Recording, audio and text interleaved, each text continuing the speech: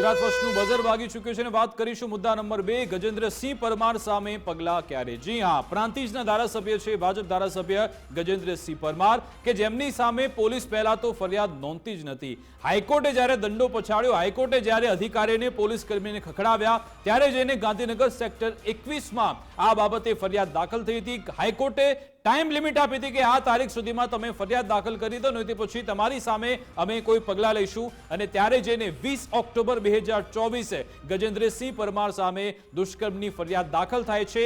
એ ફરિયાદની તારીખ અને આજની તમે તારીખ જોઈ લો, માર્ચ મહિનો ચાલી રહ્યો છે, હજુ સુધી પોલીસના હાથમાં આ સાહેબ આવ્યા જ નથી। ગંભીર ગુનો તેમના સામે દાખલ થયો છે। તમે કહો એક બાજુ મહિલા સુરક્ષાની વાતો થઈ રહી છે, મહિલાઓને જે કાયદાની અમલીકરણની વાતો થાય છે, એની વચ્ચે એક એવા ધારાસભ્ય કે જે મોટા નેતા છે એમની સામે જ્યારે દુષ્કર્મના આરોપ લાગે છે, પોલીસ તેમની એકવાર પૂછપરછ પણ કરતી નથી, તેમની શોધખોળ પણ કરતી નથી। આ મહાશયના સોશિયલ મીડિયા એકાઉન્ટ જો તો બધા જ એકાઉન્ટ આજની તારીખમાં પણ એક્ટિવ છે, છતાં પણ ગાંધીનગર પોલીસને ખબર નથી કે આ મહાશય ક્યાં છે। અને પછી આજે વિધાનસભામાં મુફદ્દલ જિગ્નેશ મેવાણી આ મુદ્દો ફરી એકવાર ઉઠાવ્યો છે। બિલકુલ, અને જિગ્નેશ મેવાણીએ આ મુદ્દો ઉઠાવ્યો એની પહેલા પણ આ ઘણા સમયથી આ સવાલો કરવામાં આવી રહ્યા છે કે આખરે પીડિતા એક જે દુષ્કર્મની ફરિયાદ નોંધાવે છે એમની ફરિયાદ લેવામાં પોલીસને શું વાંધો છે, અને જો એમાં ફરિયાદ થાય પણ ખરી અને તપાસ થાય તો જે દૂધનું દૂધ છે પાણીનું પાણી થઈ જાય, પણ પહેલાં તો ફરિયાદ અને પછી પીડિતાએ હાઈકોર્ટ સુધી લાંબુ થવું પડે, અને હાઈકોર્ટમાં જ્યારે સુનાવણી થાય ખબર પડે કે પોલીસનું વલણ કેવું છે, એટલે હાઈકોર્ટ સરકાર અને પોલીસ બંનેનો ઓધડો લે છે કે આ આખા મામલામાં કેમ ફરિયાદ નથી થતી, શેની રાહ જોવાય છે, શું આ પક્ષના પ્રતિનિધિ છે એટલે નથી એની સામે ફરિયાદ થતી, શું રાજકીય ઇન્ફ્લુઅન્સના કારણે નથી થતી। આ બધા સવાલો પછી હાઈકોર્ટના આ ફટકાર પછી ફરિયાદ નોંધાય છે, અને એ ફરિયાદ પહેલાનો જે સમય વીતે છે અને એ ફરિયાદ નોંધાયા પછીનો સમય વીતે છે, વિડંબના એ છે કે એ બંનેની વચ્ચે કોઈ અંતર નથી। ફરિયાદ નોંધાયા પહેલાની પણ સ્થિતિ જેવી હતી એ ફરિયાદ નોંધાયા પછીની સ્થિતિ જેવી જ છે, એટલે કે કશું થતું જ નથી। એફઆઈઆર નો કોઈ અર્થ જ નથી।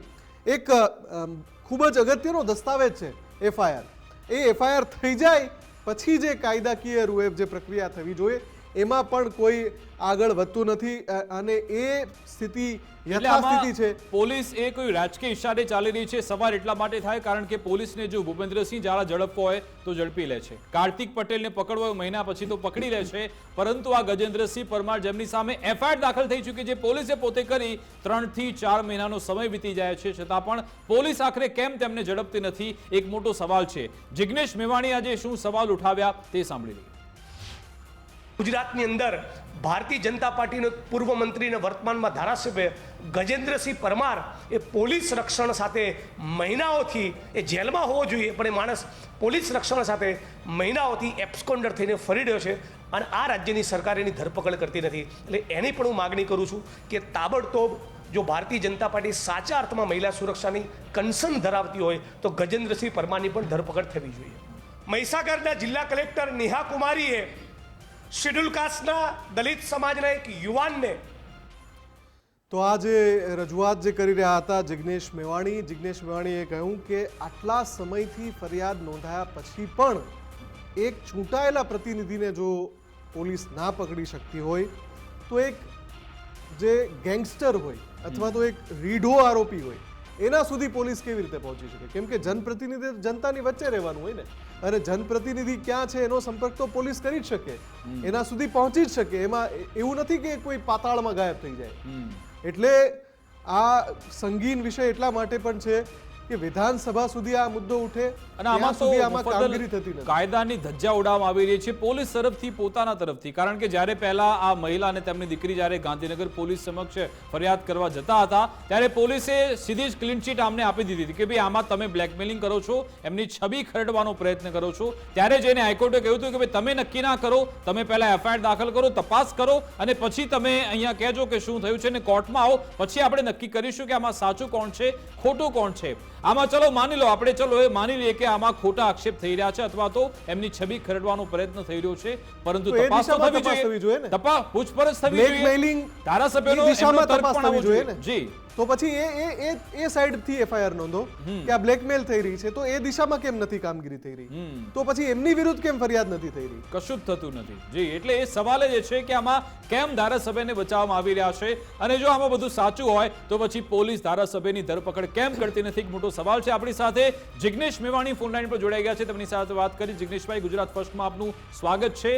આ પ્રાંતિજના ધારાસભ્ય ગજેન્દ્રસિંહ પરમાર કેમ પોલીસની પકડથી દૂર છે, આપને શું લાગી રહ્યું છે?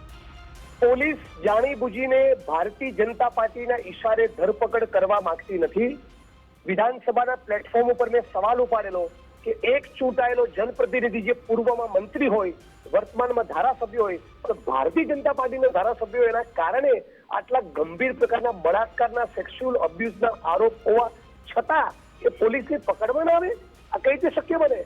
અને એના કુંભના મેળામાં પાપ ધોવા ગયા હતા, એના ફોટા સોશિયલ મીડિયામાં ફરતા હતા, રાઈટ?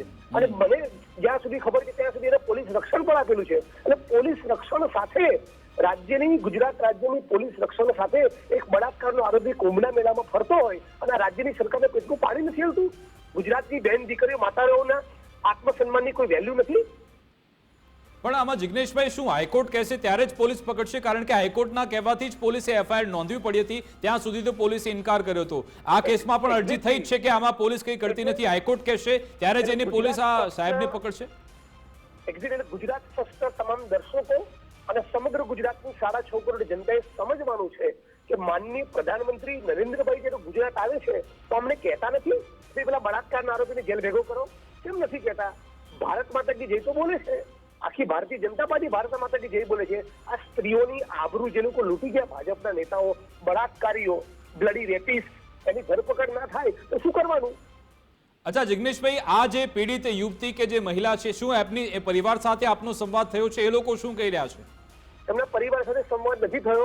વાત સ્પષ્ટ છે, કોઈ પણ પીડિતા હોય એની મીડિયા સાથે કે જનપ્રતિનિધિ સાથે વાત થાય કે ન થાય, એની ઉપર રેપ કે સેક્સ્યુઅલ અબ્યુઝનો એ વિક્ટીમ હોય તો રાજ્યની સરકારની જવાબદારી બને છે કે તાબડતોબ એની ધરપકડ કરે. દુઃખ તો એ છે કે આ પીડિતાએ હાઈકોર્ટ જવું પડ્યું.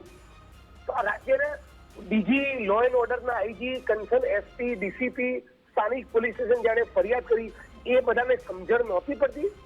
હાઈકોર્ટને જે ખબર પડી કે આમાં બળાત્કારની એફઆઈઆર કરવી પડે, એ ઉચ્ચ આઈપીએસ અધિકારીઓને ખબર નહોતી પડતી.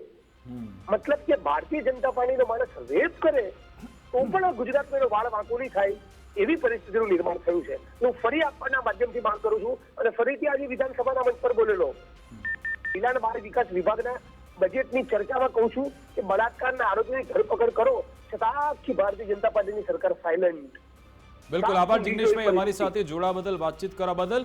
આમાં સામે ચાલીને લાગી રહ્યું છે કે બચાવવાનો પ્રયત્ન થઈ રહ્યો છે. જો સામે ચાલીને ધારાસભ્ય પોલીસ સમક્ષ આવી જાય, નિવેદન આપી દે અને પોલીસ પોતાની કાર્યવાહી કરે તો પછી શંકા ન જાય, પરંતુ પોલીસ પકડતી નથી એટલા માટે લાગી રહ્યું છે કે આમાં ક્યાંક દાળમાં કાળું છે.